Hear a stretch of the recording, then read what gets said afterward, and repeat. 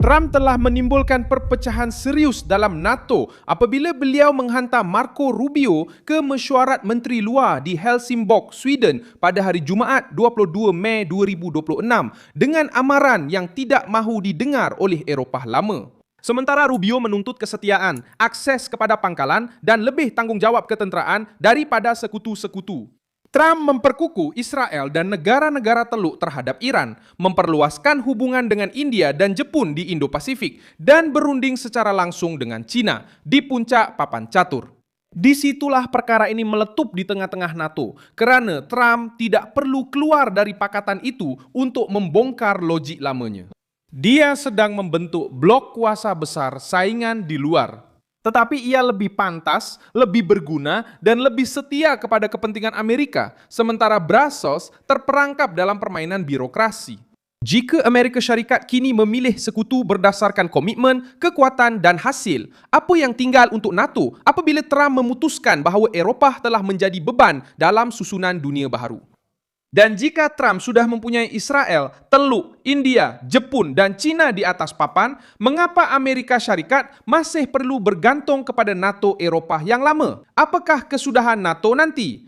Ramai orang masih percaya bahawa mempunyai CNPJ, akaun Instagram atau malah domain laman web sudah cukup untuk melindungi nama perniagaan mereka. Tetapi ia sebenarnya tidak berfungsi begitu.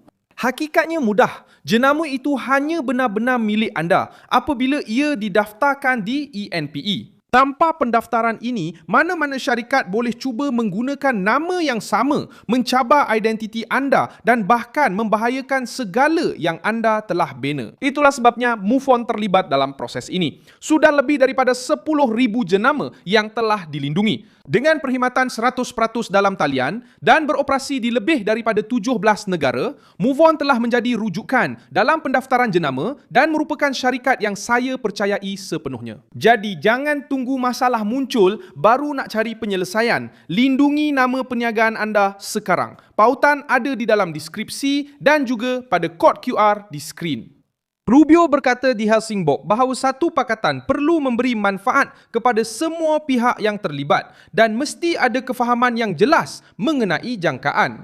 Kenyataan ini nampak mudah, tapi sebenarnya membawa amaran yang keras, sangat pedas untuk Brussels. Amerika Syarikat tidak lagi mahu menanggung satu struktur di mana sesetengah sekutu meminta perlindungan Amerika, menggunakan pangkalan Amerika dan bergantung kepada payung ketenteraan Amerika. Tetapi berundur apabila Washington menuntut sokongan sebenar dalam krisis yang serius. Kenyataan itu dibuat sebelum sidang kemuncak pemimpin NATO yang dijadualkan berlangsung di Ankara, Turki masih tahun ini. Dan mesyuarat di Sweden itu diadakan khusus untuk mempersiapkan pertemuan tersebut. Ketegangan semakin memuncak kerana perang terhadap Iran menjadi ujian kesetiaan dalam pakatan itu. Menurut Reuters, Rubio mengkritik negara-negara yang tidak membenarkan penggunaan pangkalan di wilayah mereka. Negara-negara mahu lebih banyak perlindungan Amerika. Dia mempersoalkan mengapa sebuah negara masih berada dalam NATO jika ia menolak akses kepada Amerika Syarikat pada waktu perang. Inilah perkara yang menunjukkan perpecahan itu. NATO mahukan kekuatan Amerika menentang Rusia, tetapi sebahagian Eropah tidak mahu menanggung kos politik apabila Trump membuat keputusan untuk bertindak di Timur Tengah. Trump mengambil kesempatan daripada kelemahan ini untuk menunjukkan bahawa keutamaan Amerika telah berubah. Daripada menganggap NATO sebagai pusat mutlak keselamatan dunia, beliau mengalihkan tumpuan kepada rangkaian yang lebih fleksibel, lebih langsung dan lebih berguna untuk Washington. Rangkaian ini tidak bergantung kepada ucapan panjang di Brussels. Blok baru ini tidak muncul sebagai sebuah organisasi rasmi dengan ibu pejabat dan bendera. Ia muncul dalam amalan. Apabila pemimpin-pemimpin Teluk menghubungi Washington, Israel menekan Iran, India menerima sokongan ketenteraan, Jepun memperluaskan pertahanannya dan China duduk di meja rundingan bersama Trump. Poland telah menjadi contoh kepada logik baru ini. Trump berjanji untuk menghantar 5,000 lagi askar Amerika ke wilayah Poland dan memberi alasan keputusan itu berdasarkan hubungannya dengan Presiden Karol Nawrow yang dihormati. Ini tidak kelihatan seperti satu pertahanan automatik untuk seluruh Eropah. Ini kelihatan seperti pilihan politik secara langsung. Siapa yang sehaluan akan mendapat perhatian, siapa yang menghalang agenda Amerika akan kehilangan ruang. Eropah terkejut dengan langkah ini kerana beberapa minggu sebelum itu terdapat ketidakpastian mengenai penarikan tentera Amerika dari benua tersebut. Isyaratnya sangat jelas. Trump tidak terikat dengan peta lama NATO. Dia sedang memilih ke mana hendak menumpukan kekuatan. Pertemuan NATO itu sendiri menunjukkan perhatian tersebut. Organisasi itu memaklumkan bahawa para menteri telah bertemu di Helsingborg pada 21 dan 22 Mei untuk memuktamadkan persiapan sidang kemuncak di Ankara.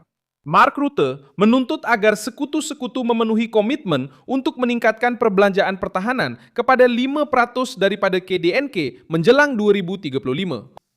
Data ini menunjukkan bahawa Eropah sedang berusaha mengejar ketinggalan. Selama beberapa dekad, banyak kerajaan Eropah telah terbiasa bercakap tentang pertahanan kolektif, tetapi membiarkan beban utama ditanggung oleh Amerika Syarikat. Trump tidak lagi menerima permainan ini sebagai peraturan tetap. Sementara NATO cuba membendung keretakan, Trump bekerja di medan yang lain. Di China, selepas sidang kemuncak dengan Xi Jinping, Beijing mengumumkan pembelian 200 pesawat Boeing dan hasrat untuk melanjutkan gencatan dagangan dengan Washington. Reuters juga melaporkan bahawa Amerika Syarikat telah membenarkan penjualan chip kepada kira-kira 10 syarikat China walaupun masih belum ada penghantaran yang selesai. Ini menunjukkan Trump menganggap China sebagai pesaing tetapi juga sebagai kuasa besar yang perlu berunding secara langsung dengan Washington. Bagi beliau, dunia bukan lagi sebuah bilik yang dikawal oleh birokrat Eropah. Ia adalah papan permainan kuasa, beli, jual, tekanan dan hasil. Di Timur Tengah, logiknya juga berubah. Pusatnya bukan lagi di NATO, tetapi pada gabungan antara Amerika Syarikat, Israel dan monarki Teluk. Apabila krisis dengan Iran semakin memuncak, pemimpin-pemimpin serantau mencari Trump untuk cuba menahan peningkatan ketegangan dan mereka menolak tetapi berjaya. Empurraram a saída pela negociação. Tidak berjaya. Pergerakan ini sepadan dengan bacaan berita yang tersebar. Perjanjian Abraham telah menjadi asas kepada satu seni bina serantau di mana Israel dan negara-negara Arab yang sehaluan cuba mengekang Teheran dengan sokongan Amerika. Rubio masih menganggap Selat Hormuz sebagai garisan merah.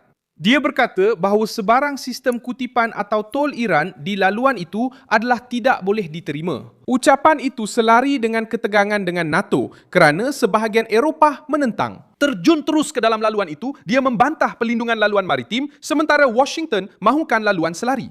Pembukaan Brazil dasar. Informou que ministros europeus Mereka cuba memberi isyarat kesediaan untuk membantu dalam kebebasan pelayaran apabila ada keadaan yang sesuai. Tetapi ketegangan sudah pun terbuka.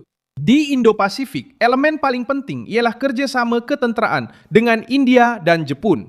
Amerika Syarikat telah meluluskan pakej bernilai $428.2 juta untuk menyokong helikopter Apache dan howitzer milik India. Perjanjian seperti ini tidak meletakkan New Delhi sebagai bawahan kepada Washington, tetapi mewujudkan jambatan ketenteraan yang kukuh di rantau di mana China semakin berpengaruh. Trump faham bahawa India mahukan otonomi, sebab itu beliau menawarkan kerjasama tanpa menuntut ketaatan penuh dalam semua perkara. Jepun juga mempercepat transformasi ketenteraannya. Jabatan Perdagangan Amerika Syarikat mencatat bahawa Tokyo telah meluluskan bajet pertahanan tertinggi iaitu sekitar $58 bilion atau 9.04 trilion yen untuk tahun fiskal 2026. Ini adalah kenaikan tahunan ke-14 berturut-turut. Jepun meninggalkan pendirian ketenteraan terhad pada masa lalu dan memasuki fasa pertahanan yang lebih aktif dengan kebimbangan langsung terhadap China dan Korea Utara. Inilah perkara yang menyentuh NATO pada titik paling sensitif. Trump bukan sekadar merumut, dia juga menyentuh soal perbelanjaan Eropah. Dia menunjukkan bahawa terdapat kuasa-kuasa lain yang bersedia untuk bekerjasama dengan Amerika Syarikat secara lebih objektif. India membawa populasi, pasaran dan kedudukan strategik. Jepun membawa teknologi, industri dan kehadiran di Pasifik. Israel dan negara-negara Teluk membawa perisikan, tenaga, wang dan tekanan terhadap Iran. Poland membawa penjajaran di sayap timur Eropah. China, walaupun sebagai pesaing, membawa rundingan langsung peringkat tinggi. Akibatnya ialah gegaran dalam NATO itu sendiri. Soalan yang berlegar di belakang tabir, bukan sahaja sama ada Amerika Syarikat akan terus berada dalam pakatan itu. Mesyuarat hari ini di Sweden berfungsi sebagai termometer untuk era baru ini. NATO mahu tiba di sidang kemuncak Ankara dengan penampilan bersatu, tetapi Trump sedang memaksa setiap sekutu untuk menunjukkan prestasi. Trump akan terus menggunakan tentera, perjanjian perdagangan, tenaga, teknologi dan pertahanan untuk membentuk satu tatanan yang lebih langsung, di mana Amerika Syarikat memilih sekutu berdasarkan pencapaian, bukan kata-kata. NATO masih wujud di atas kertas, tetapi pusat graviti sudah mula bergerak. Saya Milson Aufis, seorang pakar antarabangsa, dan tujuan saya adalah untuk memastikan anda sentiasa mendapat maklumat yang benar setiap hari. Pautan berita ada dalam keterangan video.